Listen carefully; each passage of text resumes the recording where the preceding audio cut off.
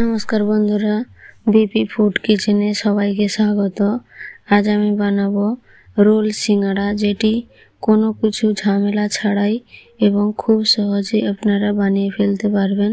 তো পুরো ভিডিওটা দেখতে থাকুন। এখানে কড়াই বসিয়ে দিয়েছি। এবারে আমি দিয়ে দিচ্ছি দুটো শুকনো লঙ্কা, সেগুলোকে একটু নাড়াচাড়া করে এবারে দিয়ে দিচ্ছি আমি ধনে, জিরে আর দিচ্ছি এখানে গরম মশলা। সবগুলোকে ভালো করে ভেজে নেব।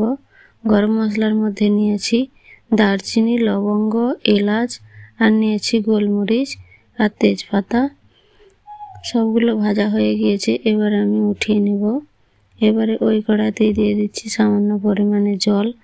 এবারে দিয়ে দেবো আমি আগে থেকে কেটে রেখেছিলাম আলু।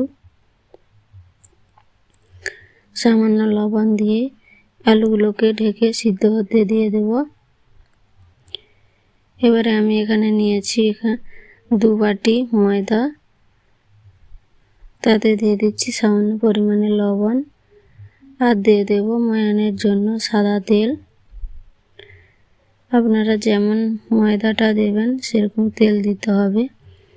এখানে আমি 2 বাটি ময়দা নিয়েছি, তাই এখানে আমি 4 থেকে 5 চামচ হবে সাদা তেল দিয়েছি ময়ানের জন্য। এবারে সবগুলোকে আমি ভালো করে মাখিয়ে নেব। মাখানো আমার হয়ে গিয়েছে। দেখুন, ময়ানটা হবে যখন ঠিক এইভাবে মুঠো করলে ময়দাটা একেবারে মুঠো হয়ে যাবে, তখন জানবেন যে হয়ে গিয়েছে ময়ান। এবারে আমি অল্প অল্প করে জল দিয়ে এটাকে মাখিয়ে নেব। মাখানো আমার হয়ে গিয়েছে। দেখুন, খুব শক্তও না, খুব নরমও না, এইভাবে মাখিয়ে নিয়েছি। এবারে আমার আলু সিদ্ধ হয়ে গিয়েছে, এবারে উঠিয়ে নিচ্ছি। কড়া ধুয়ে বসিয়ে দিয়েছি, তারপরে দিয়ে দিচ্ছি সামান্য পরিমাণে সরষের তেল। তেলটা গরম হলে তাতে দিয়ে দিচ্ছি একটা মাঝারি সাইজের কুচানো পেঁয়াজ। পেঁয়াজটাকে ভালো করে আমি লাল লাল করে ভেজে নিয়েছি। এবারে দিয়ে দিচ্ছি আদা রসুন বাটা। আদা রসুন বাটাটা আমি যে মশলা বেটেছিলাম তাতে বেটেছি, তাই একটু মশলার কালার লেগে গিয়েছে, তাই কালো হয়ে গেছে।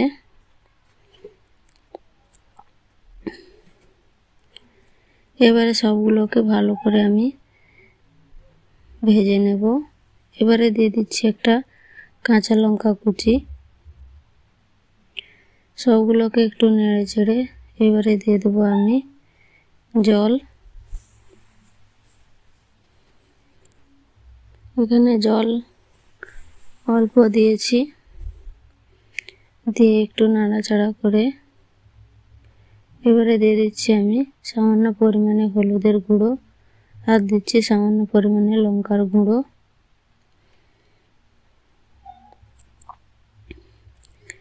আলুগুলোকে আমি প্রথমে একটু আধ ভাঙা করে নিয়েছিলাম, সেগুলো দিয়ে দেব।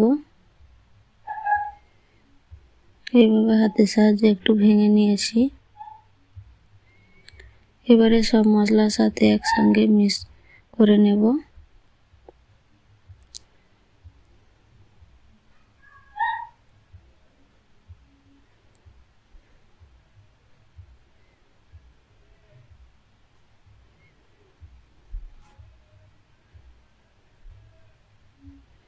ভালো করে আলুগুলোকে কিন্তু ভেঙে ভেঙে একেবারে ভালো করে মিক্স করে নিতে হবে।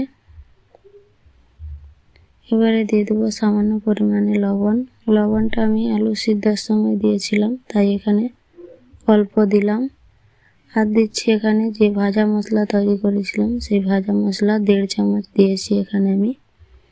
এবারে দিয়ে দিচ্ছি সামান্য পরিমাণে কেটে রাখা ধনে পাতা।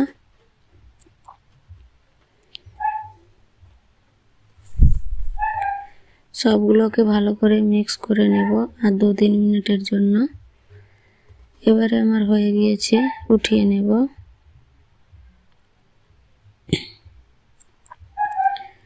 এখানে ময়দাটাকে আরেকবার আমি ভালো করে দলে নিচ্ছি।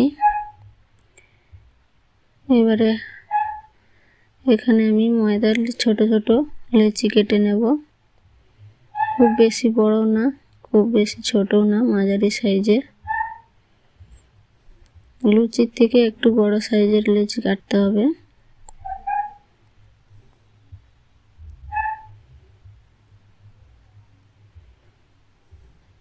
এবারে সবগুলোকে আমি গোল পাকিয়ে নেব।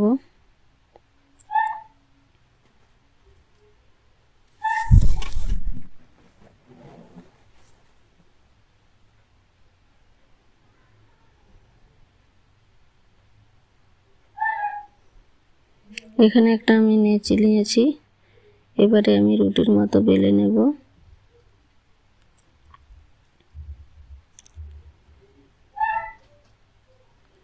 এবারে এখানে পুরটাকে মুঠো করে একটা লাড্ডুর মতো বানিয়ে দিয়ে দিচ্ছি।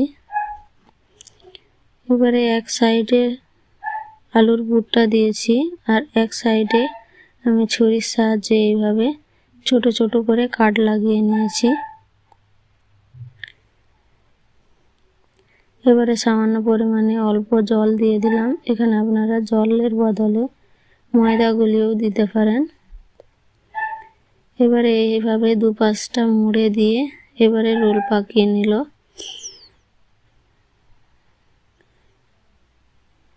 দেখুন কত সহজেই হয়ে গেল রোল সিঙ্গাড়া। এইভাবে আমি আরো একটা বানিয়ে দেখাচ্ছি।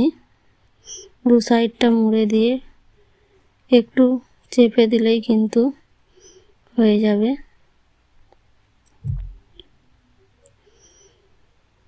ডিজাইনওয়ালা রোল সিঙ্গাড়া দেখুন কত সহজ হয়ে গেল। খুব সহজেই কিন্তু এটা বাড়িতে অবশ্যই বানিয়ে ফেলতে পারবেন। তো একবার বাড়িতে অবশ্যই ট্রাই করবেন। এবারে আমি তেল বসিয়ে দিয়েছি কড়াই। এবারে ভাজা করে নেব সবগুলো।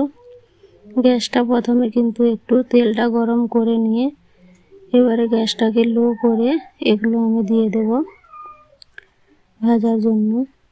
মিডিয়াম গ্যাসে এগুলোকে কিন্তু ভালো করে ভেজে নিতে হবে উল্টে পাল্টে।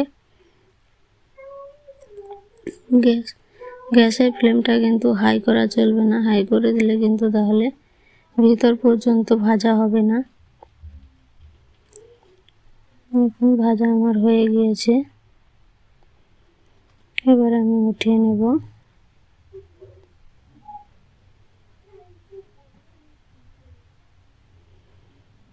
কত সুন্দর দেখতে হয়েছে দেখুন। দেখুন আমার সবগুলো আমি উঠিয়ে নিয়েছি। একটা ভেঙে দেখাচ্ছি, কত সুন্দর খাস্তা আর একেবারে সিঙ্গাড়ার মতো। আপনারা বাড়িতে অবশ্যই একবার ট্রাই করবেন। ভিডিওটি ভালো লাগলে সাবস্ক্রাইব এবং লাইক করবেন। Thank you.